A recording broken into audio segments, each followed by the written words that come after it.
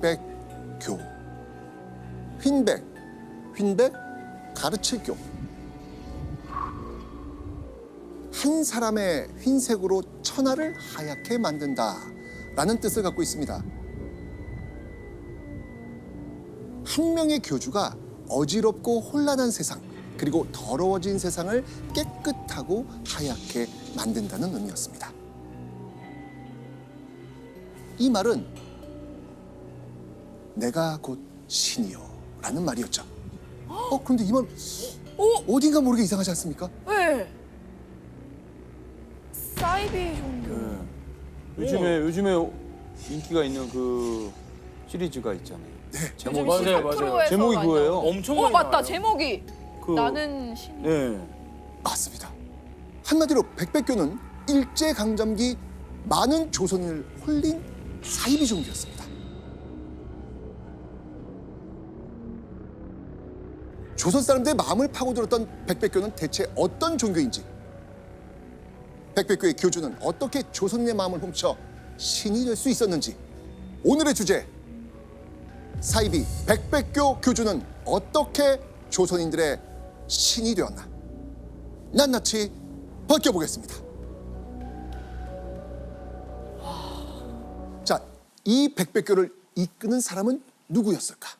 천하를 온통 하얗게 만들 수 있다 주장한 사람, 내가 신이라고 이야기하는 그 사람. 네. 자, 그 사람의 이름은 바로 이겁니다.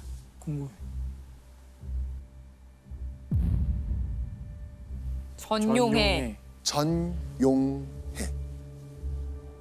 자, 그런데요, 백백교의 신도들은요, 전용해를 이렇게 부릅니다. 세상의 근원이 되는 큰 어른이란 뜻, 대원. 백백교 신도들이 믿는 신은 누구다? 대원. 네, 바로 대원 전용해였던 것입니다. 전성기 때 이 전용해가 모은 백백교 신도 수 얼마쯤 될 것 같아요? 지금 한 100, 200? 200이요? 놀랍게도 8만 천여 명. 8만 천명이요? 천여명이요? 8만? 1930년대 국내에 거주하고 있는 한국인 수가 약 2천만 명 정도였거든요. 그중 8만 천여 명이 백백교를 믿는다? 자, 그렇다면 사이비 종교 백백교의 시작은 온전히 전용해로부터 시작되었을까요? 아닙니다. 백백교의 출발이 된 종교가 하나 있었습니다. 이 백백교의 시작은요, 전용해의 아버지로부터 비롯된 거였습니다. 즉, 아버지 전정훈의 가업을 물려받아 아들 전용해가 백백교라는 종교를 만들었던 겁니다. 전용해의 아버지 전정훈은 대체 왜 백도교라는 종교를 만들었을까요? 이유가 있습니다. 어떤 종교의 어마어마한 위세를 직접 목격했거든요. 여러분도 이미 알고 있는 익숙한 종교입니다. 바로 동학. 동학. 동학농민혁명의 큰 구심점이 됐던 민족 종교지요. 원래 전정훈도 동학의 신도 중 한 명이었습니다. 이거 돈 좀 되겠는데?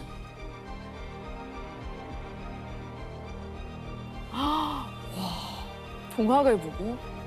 사람이 많이 모이면 모일수록 돈이 된다는 생각이 전정훈의 머릿속을 스치고 지나간 거죠. 그러던 어느 날 동학의 신도였던 전정훈이 소리 소문 없이 사라집니다. 사라졌던 전정훈이 다시 나타납니다. 그리고는 사람들 앞에 나타나서 이렇게 말하죠. 내가 금강산에서 3년의 시간 동안 기도를 드리며 돌을 닦았는데 드디어 천지신령이 나에게 그 답을 주셨다.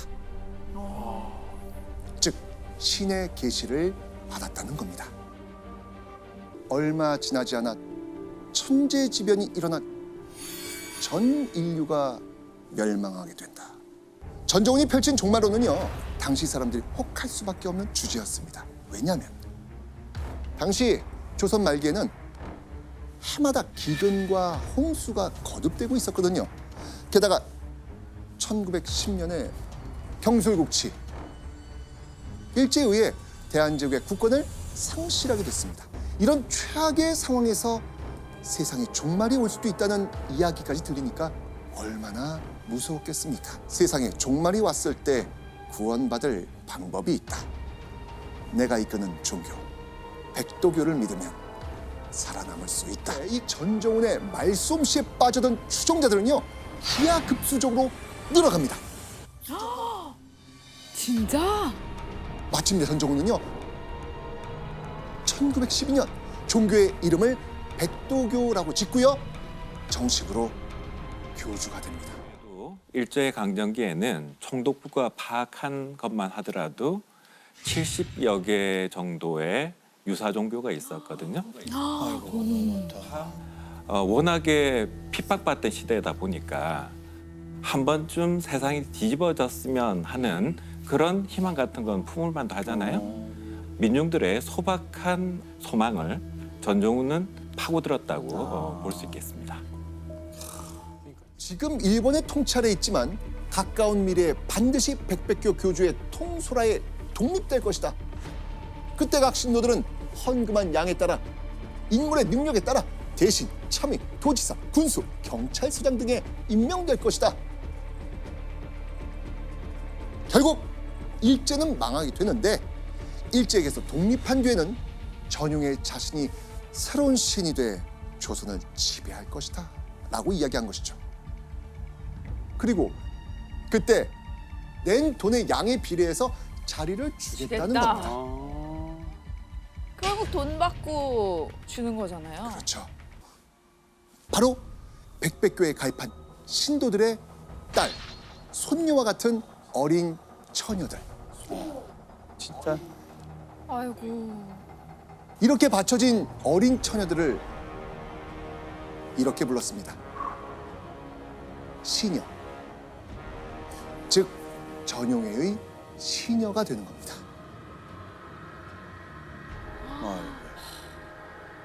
그러고는 신의 행사를 치르겠다라고 하면서 이 처녀들과 잠자리를 가집니다.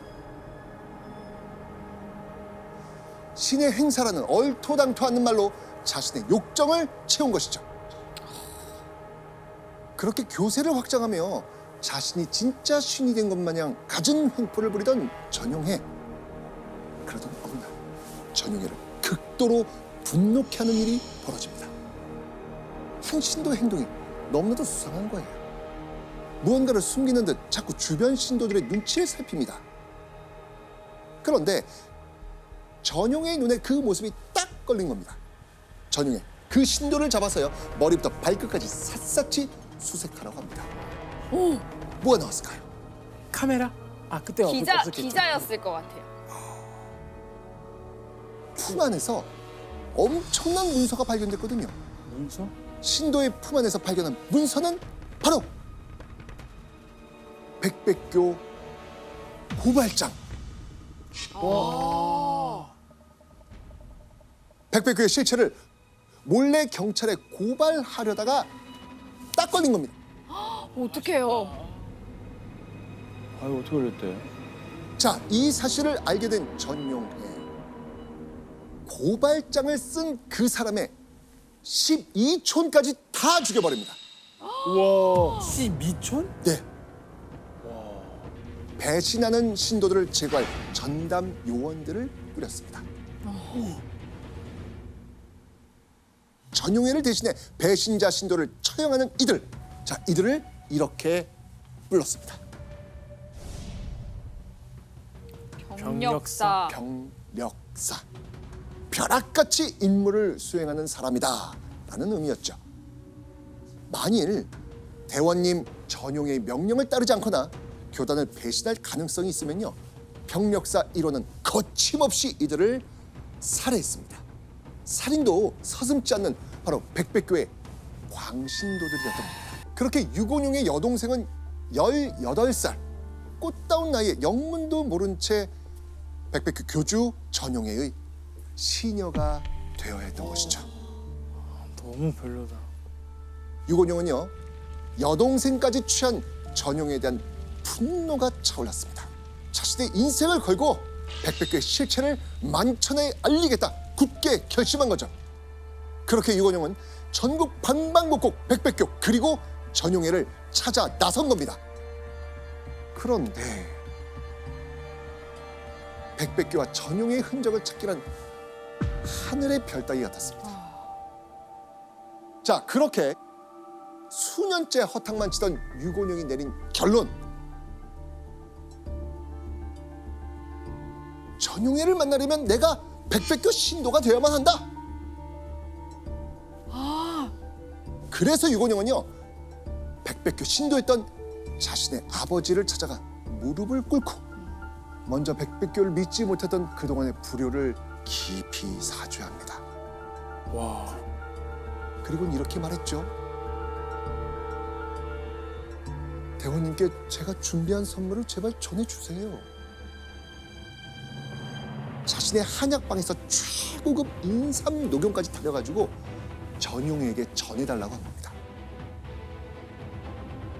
평소 백백교에 적대감을 보였던 아들 유곤용의 갑작스런 태도 변화. 아버지가 믿었을까요? 안 믿었을 것 같은데. 아니 믿죠. 신나서 그 교주 찾아가서 어우 드디어 내 아들이 이렇게 됐어요. 이야 하면서 좋아하죠. 그러면 완전 넘어가 있어서. 그러니까요. 유곤용의 이 간절한 호소에 아들이 드디어 정신 차렸구나 라고 하면서 크게 기뻐합니다. 자, 그렇게 곧바로 유곤용의 아버지는 그 소식을 전용에게 알렸죠. 그리고 얼마 지나지 않아 전용회가 직접 경성에서 유곤용을 만나겠다는 답이 옵니다. 자, 그런데요. 유곤용의 아버지는 전용회를 만날 때 꼭 지켜야 할 몇 가지 규칙이 있다고 이야기합니다.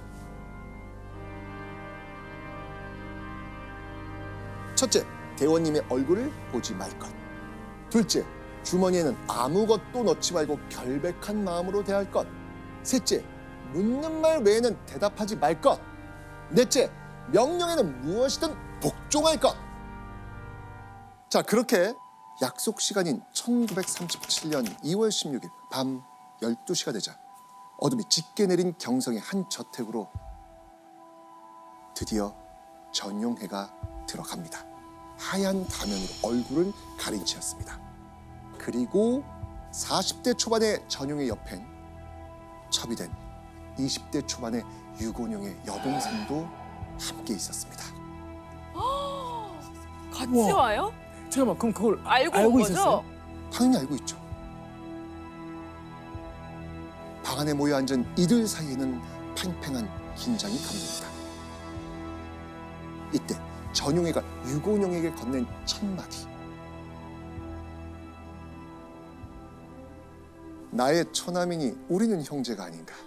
이제야 만나 유감이네.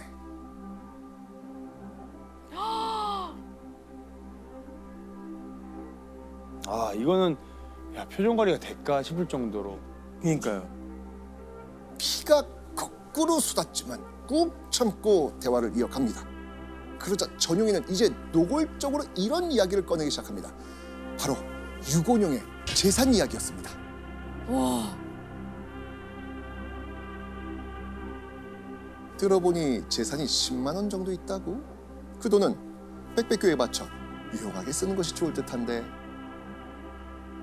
전 재산을 바치라는 대원님 전용의 말에 유곤용 뭐라고 답했을까요? 근데 거기- 그러겠다고 했을 것 같은데 그 상황에서는 준비되어 있다고. 아 근데 작전을 수행하기 전까지는 그 이 사람에게 필요한 게 뭔가 있어야지. 줘버리면 끝나잖아요. 그렇죠. 머리 잘 써야 돼요. 이렇게 얘기합니다. 저도 돈을 백백교에 바쳐 유용하게 쓸 생각입니다. 그런데 4년만 더 장사를 해서 돈을 벌고 내려오겠습니다. 그런데 이때 전용이는 격분한 어조로 유곤용에게 제정신이냐? 라면서 버럭 소리칩니다. 와. 전용이가 이렇게 분개한 이유. 자, 전용현을 만나기 전 유곤영의 아버지가 신신당부하며 강조했던 규칙 기억나십니까? 명령을 복종할 것. 아, 복종 안 했잖아. 걱정 안 했어. 어머. 맞습니다. 바로 네 번째 규칙이었죠. 대원님의 명령에는 무엇이든 복종할 것. 그 규칙을 유곤영이 어긴 겁니다. 어떻게 그 자리에서 어떻게? 어떡해요? 어우. 자, 심기가 불편해진 이 전용현을 향해 유곤영 벼르고 벼르던 회심의 한마디를 날립니다. 오.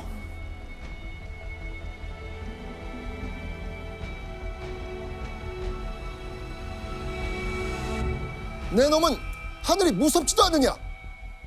백백교의 교리가 도대체 무엇이냐? 이런 월칙의 종교 어디 있느냐? 이렇게 말합니다. 안 돼. 좀만 참지. 이 말을 들은 전용해 가만히 있지 않았습니다. 전용해는요 호신용으로 가지고 있던 칼을 빼듭니다. 곧이어 소란이 일어나자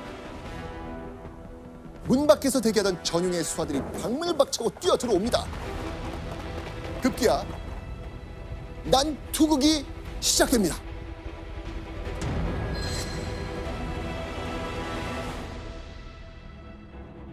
그런데 이때 남자 한 명이 퍽 하고 쓰러집니다. 그리고 방 안에 들이닥친 장정들이 연달아 계속 쓰러집니다. 유곤영의 힘이 생각보다 강했던 거예요. 급기야 전용의 멱살을 잡아 넘어뜨리고는 오. 덤벼든 수하들까지 때려 눕혀버립니다. 그러니까 이게 역시 제가 딱 보는 눈 있다니까. 한약이 보통이 아니라니까. 한약도 한약인데 초반에 그 인상 있잖아요. 네. 사진이 맞아. 아 근육 힘 잘 목이 쓰는 목이 얼굴이에요. 약간 좀 굵어. 격투기 느낌인가요? 격투기 얼굴이에요. 예, 챔피언 얼굴이에요. 자, 그렇게 유곤영의 기세에 남아있던 수하들도 도망갔죠. 목숨의 위험을 느낀 전용해는요 혼란스러운 틈을 타 재빨리 현장을 벗어납니다.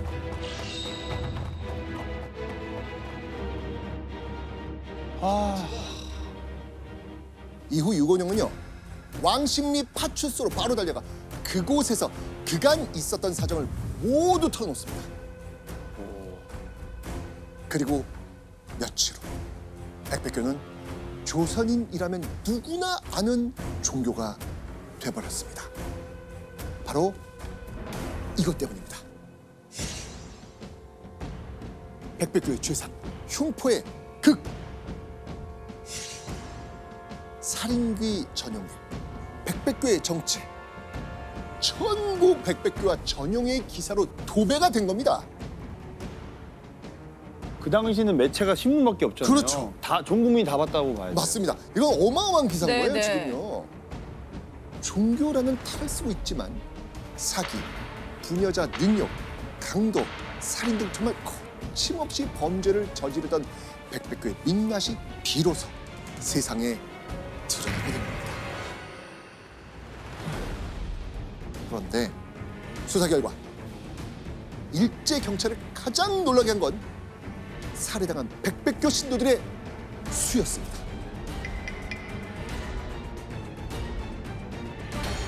자, 과연 살해당한 이들이 몇 명이나 됐을까요? 천진난만한 어린이 77명, 아 소년, 소녀 32명, 50살이 넘은 노인 60명, 유약한 부녀 85명 등이 오. 포함되어 있다는 겁니다. 그러니까 최소 300명 이상이라는 겁니다. 와 너무 죽였다. 300명? 살인 집단이잖아요. 그렇죠. 그렇네. 자, 그리고요. 조사가 한창이던 당시 기사에서는요. 백백교 사건을 이렇게 표현하고 있습니다. 이건 예원 씨가 한번 읽어주시죠. 세계 범죄 사상 전무후무한 범죄 기록이 될 것이다. 백백교 사건은요. 우리나라에서 종교 집단이 벌인 최초의 연쇄 살인이었습니다.